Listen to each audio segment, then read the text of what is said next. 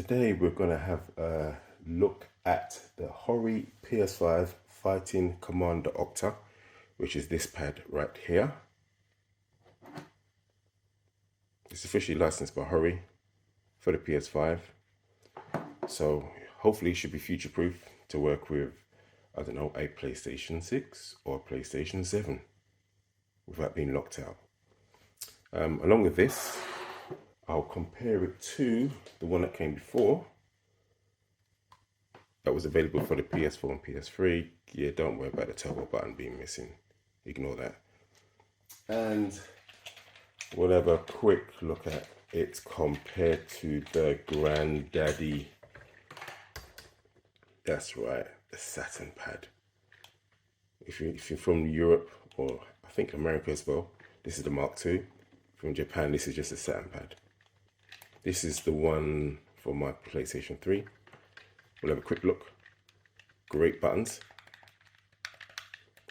Hey, very responsive. I've had this for years. Excellent D-pad. Bloody fantastic. Ergonomic.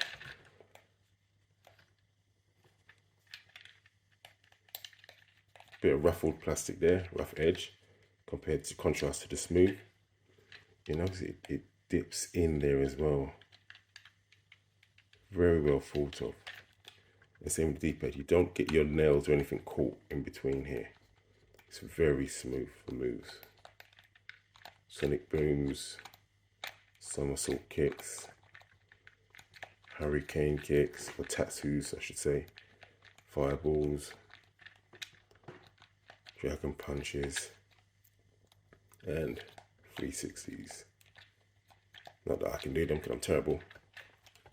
And obviously the shoulder buttons, very responsive. Anyway, that's enough about that. Quickly talk about the predecessor. Extremely light, very plasticky. Obviously none of these pads I'm showing have rumble in them at all. Questionable D-pad, which is okay. It's okay. I'm not the greatest, but it was manageable. You could have it as D-pad, left stick or right stick. It was for the PS4, PS3 and PC. It's wired. Unlike the Saturn pad, this is a very, very long cable. It's probably about 8 meters, I'm going to say. It's quite chunky. Ergonomically, it's not bad. A little bit too broad for me. The shoulder buttons, I don't understand why they were so small. You've got all this space here, make them bigger. The travel between them is different. The bigger L2 buttons have shorter travel compared to the R1 and L1 buttons. That's just the way it was. The actual sacred symbols and the R2 and R1, very spongy, not the best. But it was what it was, and it was very cheap. Now, the main reason why we're here, the PS5 variant, it now has a 3.5mm headphone jack, which is nice, which the other pads didn't. Got a decent D-pad, or I'm going to take that back. It's got a very good D-pad. It's not decent, it's very good. You just have to get used to it. Maybe a bit stiff for some people, but I think you can toggle the sensitivity with this. I'll just use it as default, but it's still very good. An analog stick, like some sort of faux 8-way gate analog stick. I thought this was useless and shouldn't have been in here until I messed around with it and tried it, and it worked very well. I will still be using the D-pad though. What's that? Share and options button. They're not just cheap rubber, they're good tactile plastic buttons, so you know when you press them. You want to start recording or share anything. Good touchpad. A solid PlayStation home button. Mute the mic. And for your settings, you can have various profiles. You need to have a PC software to set that up, which comes, it doesn't come with it, you just go to the website and it's got the link on the box. And if you've locked any buttons, shoulder buttons, nice and big.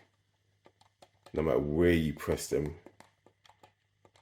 it's all the same. You get a nice good click and very responsive.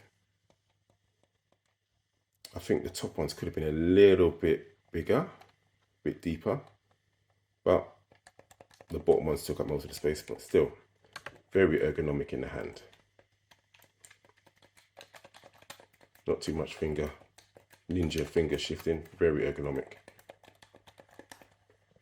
The sacred symbol buttons, along with R2 and R1, I think they're micro switches, like in a mouse or something, because you don't have to press hard, and you can hear, you know when you pressed it, as opposed to the mushy nonsense of the first one, which, nah, look at that, see? Very nice. Now, if only the D-pad had that as well. Doesn't, but still, very nice. The spacing's good.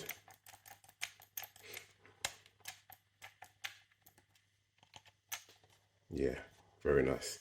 Right, underneath you can set it for PS5, PS4, PC. Realistically, you're not going to set it for PS4, because if you have a PS5, it plays 99.9% of all PS4 games anyway, so you're going to leave it on that. And PC, yeah, you can use it on PC, it's fine. Now these buttons are really good. None of the other pads that I just showed have them. So this is just normal. If you stick it on the middle here, that locks the touchpad, and the touchpad only.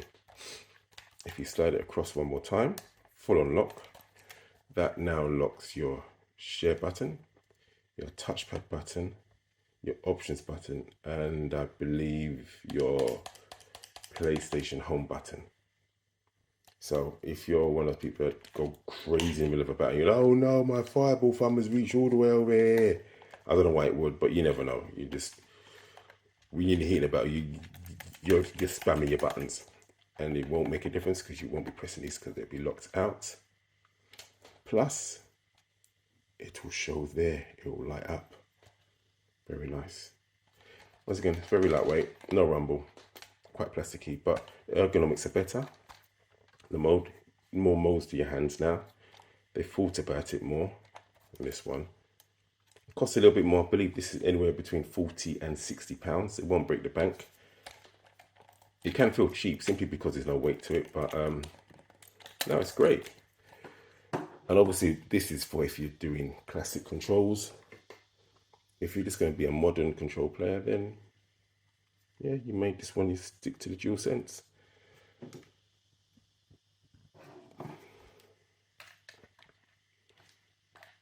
Size wise, as you can see, not too much difference at all. See for the ergonomics of when you're holding this here, pressing buttons. Obviously these buttons feel a lot cheaper because they're just literally just buttons you press in. There's no difference in the feel of the handles here, unfortunately. The grips, it would have been nice if it had a different texture, but it doesn't. Even the DualSense has different textures. It's a bit grimy there, but hey, these get used a lot. But once again, it's a decent pad. I will probably add some footage to the end of this, which is me just messing around with Street Fighter 6. Just for the sake of inputs and seeing what I can and can't get out. Yeah, there's not gonna be no flashy combos because I'm not that guy. I'm not that good. So yeah, that's about it really. Just to look at this pad and comparing it to its predecessors or predecessor,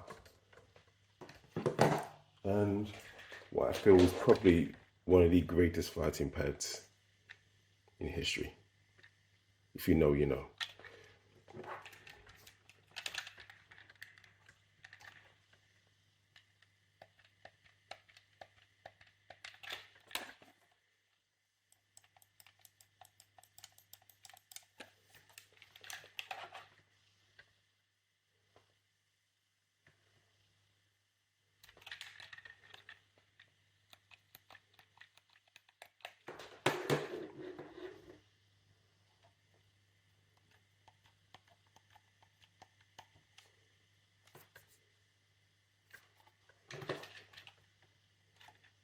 Wonderful.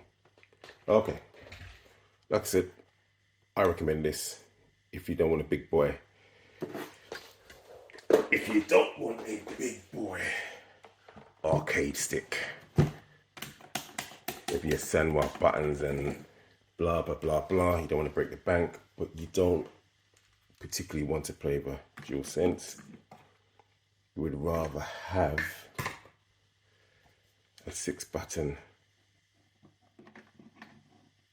pad. So, won't break the bank, very good.